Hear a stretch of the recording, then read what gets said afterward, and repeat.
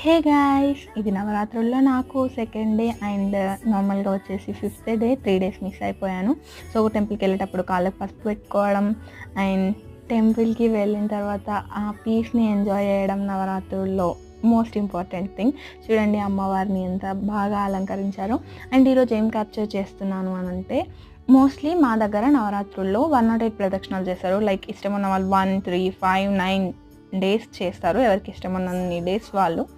And guys, ప్రదక్షిణాలు చేయడం వల్ల లైక్ అమ్మవారికి చేస్తున్నాము అని అనుకుంటారు, బట్ అది మన హెల్త్కి మంచిది. సో అలా అమ్మవారి పేరు చెప్పి మన హెల్త్ని పెంపొందించుకుంటున్నాం.